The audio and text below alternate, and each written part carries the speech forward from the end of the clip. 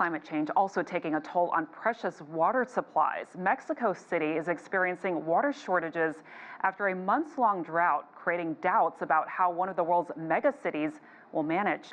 With more insight on the water crisis in Mexico, I'm joined by Lucas Berti. He reports on Latin America for the Brazilian Report. Thank you so much for joining us. Thank you, Francis. Thank you for having me. Well, I want to start with this staggering number. There is some form of drought hitting 90% of Mexico. Alistair alluded to some of the causes. It seems like a perfect storm of climate change and just Mexico's inability to keep up with the demand for water. Is that what you think, in your opinion?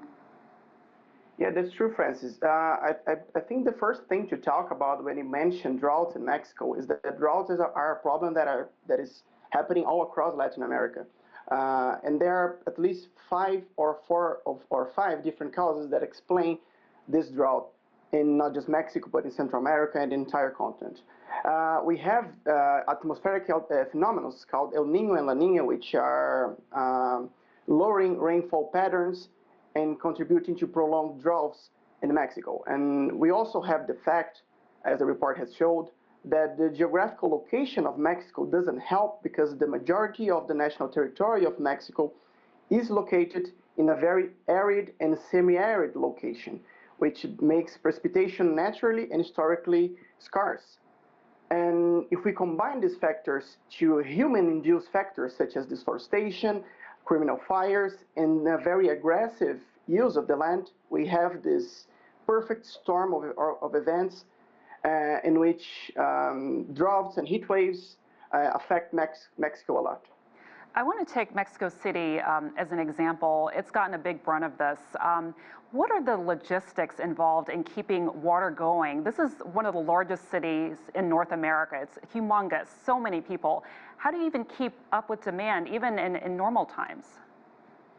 For instance, there's a very alarming data that I want to show here, which is eventually if the current scenario of low water supply persists in Mexico City, the entire urban area of the city, where 22 million people live currently, will be left without drinking water starting on June 26, which is precisely 2 weeks from now.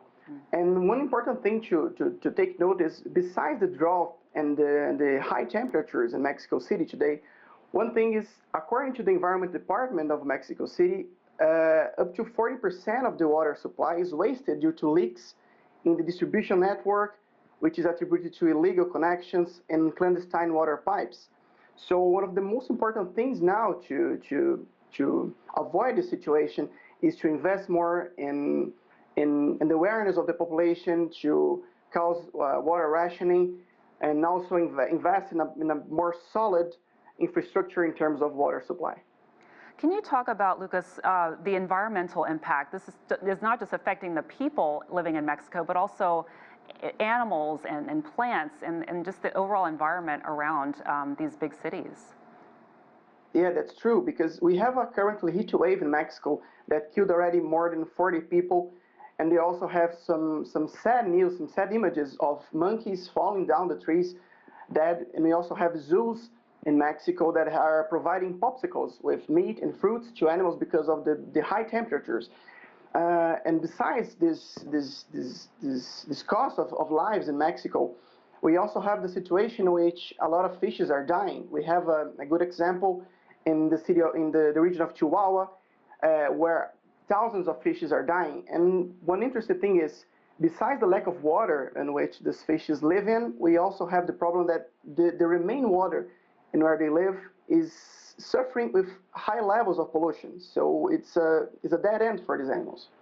And there's also a big cost, of course, to the economy. A lot of these industries depend on water to survive. What are the main, industries in Mexico that are being impacted by this? Well, first we need to take into account that in 2022, the share of agricultural activities in Mexico GDP was 2.7% yearly. And well, when we have the overexploitation of water resources, you undeniably makes the impacts on the industry, because the industry uses a lot of water. And we also have the image of a Mexico City running out of water. It makes a lot of people interested in investing in Mexico City to think twice before putting their money there. And well, you also have the problem that is it environmental and economic and social loss that we are talking here.